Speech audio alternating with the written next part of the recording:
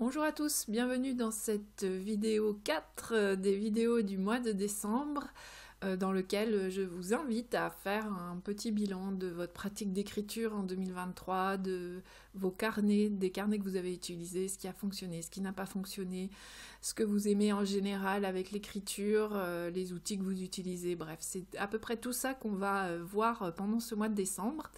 Avant d'aborder le thème du jour, on m'a posé une question par rapport à ce carnet, donc qui a été plutôt quelque chose que je n'ai pas, dans lequel je n'ai pas été régulière, que je n'ai pas vraiment, que j'ai abandonné en cours d'année. Et on me demandait le nom du carnet. Donc en fait, ça s'appelle Some Lines a Day. Pardon, c'est un peu flou. Some Lines a Day, The 5-Year Memory Book. C'est chez Leuchtturm 1917. Voilà. Après, moi je l'avais pris chez Leuchtturm parce que j'aime beaucoup la marque Leuchtturm. C'est un papier que j'aime beaucoup en fait. C'est surtout le confort d'écriture que j'ai avec le papier qu'utilise cette marque. Mais le principe du carnet comme ça avec 5 années successives dans lesquelles on va écrire quelques lignes à chaque fois. Il y a plein de marques qui ont créé ça, donc vous pouvez, vous n'êtes pas obligé de passer par la marque Leuchtturm. Voilà, disons que la marque pardon, la marque Leuchtturm, c'est une marque de qualité, donc même quand vous mettez de l'épaisseur, comme moi j'ai beaucoup collé, la reliure tient bien, enfin voilà, il n'y a pas de souci, mais c'est quand même un investissement, donc je pense que vous pouvez trouver, si vous voulez faire un essai par exemple et que vous voulez pas investir trop d'argent dans le carnet, parce que ça je pense que ça doit être plus de 20 euros, je me souviens plus, hein, puisque je l'ai acheté en 2020, donc même certainement le prix n'est plus tout à fait le même. Je pense qu'on peut trouver des carnets moins chers et puis de formats différents dans d'autres marques. Vraiment, voilà. Mais c'était pour répondre à une question qui m'avait été posée dans les jours précédents. J'ai d'ailleurs pas du tout répondu encore à tous vos commentaires. Je vous remercie beaucoup de votre participation à ce petit bilan du mois de décembre. C'est très agréable de vous lire, de voir votre bilan à vous, d'avoir vos réactions à ce que je peux dire. Donc je vais venir bientôt vous répondre, lire, enfin lire j'ai à peu près survolé, mais ça a été une période très bousculée chez moi, je vous l'ai déjà dit. Ça va mieux, ça se calme, mais là je suis du coup très fatiguée. J'ai aussi un peu voilà, des microbes qui traînent, mais petit à petit je me repose et je vais pouvoir m'occuper plus des commentaires et des réactions à mes vidéos. Donc la thématique d'aujourd'hui c'est quelle est la pratique d'écriture ou le carnet dans lequel tu as été le plus régulier, la plus régulière, ce qui a été quelque part une réussite pour toi, qui a bien fonctionné, que tu peut-être pratiques depuis longtemps et que tu sais qui fonctionne bien chez toi. Donc pour moi, j'ai beaucoup réfléchi parce que j'ai quelques carnets comme ça que je tiens bien au cours d'année. Comme je sais que je vais pouvoir vous en parler dans d'autres vidéos, il y en a certains que je me garde pour d'autres vidéos. Mais là, je voulais vous parler essentiellement de 2 carnets pour lesquels ça a vraiment été très fluide, et donc très facile de venir et dont la formule me convient. Alors en premier, c'est le bullet journal. Donc que je tiens aussi, je vais essayer de vous dire maintenant les marques des carnets que j'utilise quand il y a une marque. Que je tiens aussi dans des Leuchtturm 1917, ça depuis le début que je fais un bullet journal, c'est dans un Leuchtturm et toujours noir parce que je les ai toujours pris noirs depuis le début et à pointillés. Voilà, pour ceux que ça intéresse. Donc, c'est vraiment une pratique d'écriture. Alors, c'est pas vraiment une pratique d'écriture, mais quelque part, si, c'est aussi une pratique d'organisation. Mais dans le bullet journal, il y a aussi ce côté de l'écriture que parfois on ignore qui est le fait de calligraphier, même si on fait pas de la calligraphie dans le sens des belles lettres et tout ça, mais le fait le geste d'écrire. Et j'aime beaucoup écrire dans mon bullet journal. C'est quelque chose, une pratique qui s'est affinée au fil des ans. J'ai commencé en 2015. J'ai beaucoup réfléchi à ce que je voulais mettre dans mon bullet journal, à quoi il allait me servir. J'ai beaucoup lu de choses, le livre de Ryder Carroll. J'ai suivi des ateliers. J'ai suivi notamment, comment elle s'appelait, Boro Berry, c'était le nom de sa chaîne, qui maintenant ne fait plus de bullet journal, mais qui avait une chaîne et qui l'a toujours, si ça vous intéresse de commencer le bullet journal, très pédagogique. Après c'est en anglais, mais on peut comprendre, où elle expliquait vraiment le rôle de chaque, enfin voilà, comment s'organiser et tout ça. Moi c'est devenu très minimaliste au fur et à mesure des années. Mon bullet journal, j'ai une page avec les mois comme ça au départ. J'ai donc pour noter au fur et à mesure de l'année les rendez-vous qui viennent à l'avance, et après j'attaque directement la page mensuelle, un tracker et puis mes pages hebdomadaires. Donc c'est vraiment le plus simple possible. Une page hebdomadaire, je peux vous montrer celle de cette semaine parce que je ne l'ai pas encore. Ah bah non, je ne l'ai pas faite. Je croyais que je l'avais faite. Mais par exemple, les trackers, vous voyez, je fais des choses très très simples. Ça me sert à la fois pour le boulot, pour des petites choses, j'aime bien noter les jours où je vais marcher, etc. Mais aussi pour le boulot, pour penser à faire les publications Facebook par exemple, ce genre de choses. Donc c'est vraiment très rapide quand j'installe ma semaine, ça me prend 10 minutes. Quand j'installe mon mois, ça me prend une bonne heure. Mais vraiment, c'est pas du tout chronophage. Et ça correspond vraiment à mes besoins. Donc c'est pour ça que je m'en sers tout le temps. C'est vraiment un outil en fait qui correspond à mes besoins, c'est ce que j'ai dit, et qui n'est pas compliqué à... il y a très peu de décoration dans mon bullet journal, j'en ai déjà parlé. Je fais des petits dessins de temps en temps, mais c'est des dessins qui prennent 3 minutes, même pas. C'est vraiment quand j'ai envie de me faire plaisir. Attendez, j'essaye de trouver la page de garde du mois de décembre là, que j'ai faite récemment. Et pour vous montrer, voilà, par exemple, quand je fais la page de garde de décembre, j'aime bien en fait faire ça parce que ça me permet de mémoriser comment le mois se... Voilà, là, je peux mémoriser que, par exemple...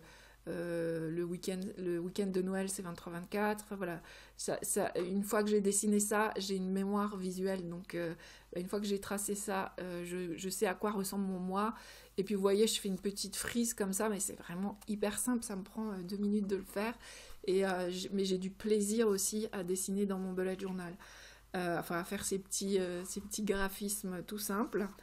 Voilà, donc c'est un carnet que je garde... que je garde jusqu'au bout des pages. Donc, comme maintenant j'ai vraiment peu de choses, c'est-à-dire une page de garde, une page mensuelle, un tracker, parfois 2 trackers, ça m'arrive de faire des trackers de marche, et les pages hebdomadaires, c'est des doubles pages, hein. Attendez que je vous en montre une. C'est une double page comme ça. Donc, ça me dure plus d'une année. Celui-là, je l'ai commencé en novembre, je crois, de l'année dernière. Attendez que je vérifie ça. Ouais, novembre de l'année dernière. Et il me reste encore, je pense, de quoi faire encore 2-3 mois. Donc voilà, il me dure un peu plus d'un an. Comme c'est des carnets qui coûtent quand même 17 €, je pense, quelque chose comme ça. Bon, je les utilise jusqu'au bout. Je vous ai déjà dit, j'adore le papier Leuchtturm en fait pour le confort d'écriture. Donc c'est pour ça que je continue dans ce carnet-là. Et puis j'aime d'avoir sur mon étagère les 8 carnets. Voilà, je vais bientôt arriver en fait, ça c'est le 9e. Et je vais bientôt arriver au 10e. Voilà, je trouve ça joli, et puis c'est pour ça que je ne change pas de couleur. Je mets de la couleur dans mes autres carnets, mais pas dans celui-là. Donc voilà, ça c'est un carnet dans lequel je suis très régulière, une pratique qui est pas vraiment une pratique d'écriture dans le sens où je crée pas des textes, mais qui est quand même une pratique de création dans un carnet et d'organisation que j'aime beaucoup, qui me convient, qui convient à mon caractère qui convient à ma façon de m'organiser. Donc je continue et c'est très simple. Enfin, il n'y a jamais une fois où je me dis oh, j'en ai marre de mon bullet journal, j'ai pas envie de le préparer ce mois-ci. Enfin voilà, ça n'arrive pas, c'est vraiment un plaisir pour moi. Et le deuxième carnet dont je voulais vous parler, vous voyez, on passe à quelque chose de beaucoup plus coloré et fleuri pour le coup. C'est une cliente qui m'a offert ce carnet et je l'aime beaucoup. Il est un tout petit peu plus grand que le format. Vous voyez, ça c'est un format A5. Celui-là, il est un peu plus grand. Et ça, c'est mon carnet de lecture pour ceux et celles qui suivent ma chaîne depuis un petit moment, vous l'avez vu. Donc, je me suis amusée à mettre des couleurs sur les tranches pour visualiser les différents mois.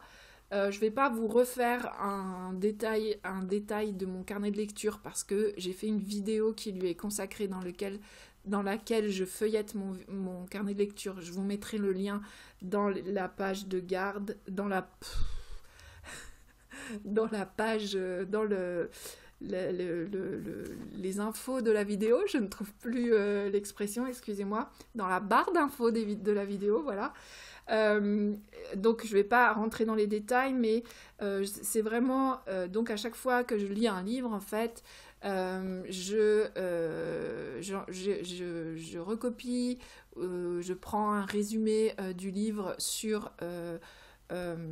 soit je l'écris moi-même, soit je recopie la 4e de couverture, enfin selon comment ça me plaît et tout ça. Ça c'est juste pour avoir un peu une mémoire de ce que raconte le livre et tout ça. Et ensuite j'écris mon avis, ce que ça m'a fait, est-ce que les circonstances de quand je l'ai lu, enfin voilà. Donc je crée un petit texte autour du livre mes impressions, est-ce que j'ai eu du mal à le lire, est-ce que j'étais emportée, est-ce que qui m'avait conseillé ce livre par exemple, enfin voilà, tout ce que moi je peux rajouter par rapport au résumé de ce livre, de ce que j'ai aimé. Parfois je fais des pages sur des défis, là c'était le Shiny Spring Challenge de Flowfly. J'avais fait aussi, je participe pas à beaucoup de challenges à l'année comme ça, mais j'avais aussi fait le Pumpkin Autumn Challenge. Donc à chaque fois, voilà, je fais ma pile à livres et puis je note quand je l'ai lu. Alors je lis rarement tout, hein, mais c'est le plaisir aussi de chercher des titres, chercher des livres. Ça j'aime beaucoup. Voilà. Et c'est vraiment un carnet. J'ai tâtonné beaucoup par rapport au carnet de lecture. J'en ai eu d'autres les années précédentes. Celui-là, j'aime le format. Je vous ai pas dit la marque. En fait, c'est un carnet qui est édité par Blue Art Edition. En fait, je suis allée voir. Alors moi, on me l'a offert, mais je revoulais le même pour cette année. Du coup, je suis allée voir. Il y a le site, c'est blueart.fr.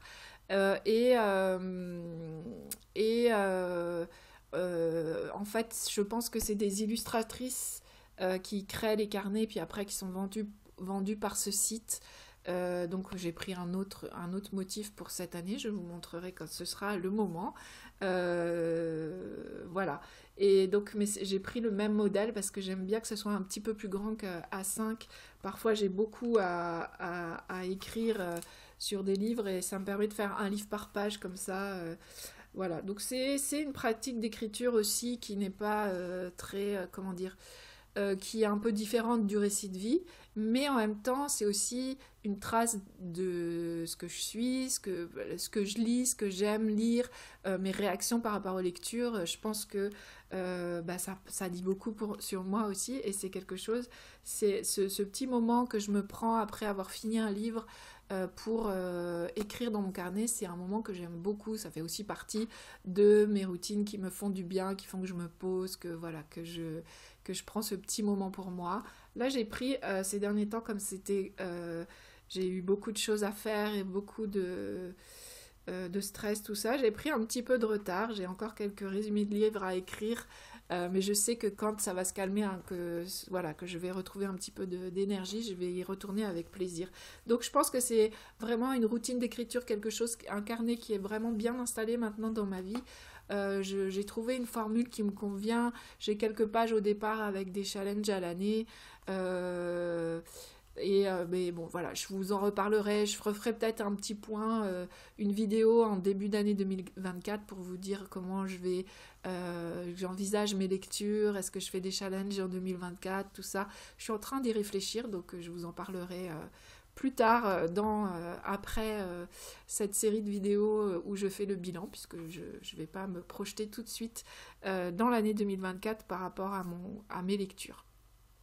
Voilà, donc à votre tour, dites-moi dans les commentaires ce que vous aimez, ce qui a été facile pour vous cette année, une routine d'écriture quelle qu'elle soit, dans laquelle vous avez été très régulière, qui sait que vous savez que ça vous convient, que vous y revenez toujours avec plaisir, que vous vous dites pas mais à quoi bon, ou à quoi ça me sert, enfin voilà, que vous avez une espèce de certitude que ça vous fait du bien, que c'est plaisant pour vous et que du coup c'est facile d'être régulier, de toujours y revenir et que ça vous apporte du plaisir, vraiment beaucoup de plaisir.